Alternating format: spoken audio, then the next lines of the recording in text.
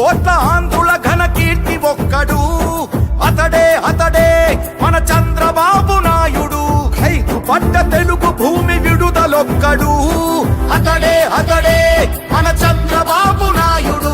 సామాజిక వైద్యుడు, అభివృద్ధికి ఆచ్యుడు, మన అందరి భవిష్యత్తుకు అవుతానని బాధ్యుడు.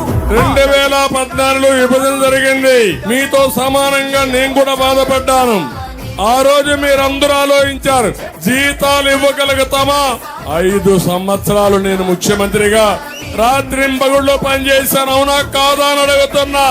జయ హో చంద్రన్న నీకు వందనం, నువ్వు చెప్పిన ప్రతి పథకం ప్రగతి సాధకం. అన్నా చంద్రన్న నీ ముందు చూపు అద్భుతం, నువ్వు తెచ్చిన ప్రతి మార్పు తరాలకే. దీని పేరు ఒరిజినల్ చాయిస్.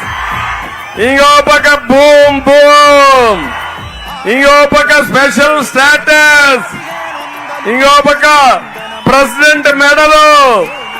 ఎన్ని విన్యాసాలు తమ్ముళ్ళు. ఇది చూస్తే ఇలాంటి దుర్మార్గుడు మనకు ఉండాల్సిన అవసరం లేదు, రాజకీయాలకి అర్హత లేదు.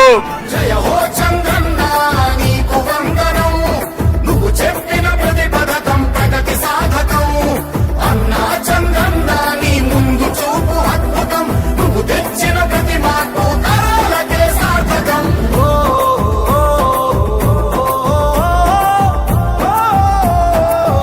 ఈ రాయలసీమలో ఒక్క ప్రాజెక్టు కట్టాడా తమ్ముళ్ళు?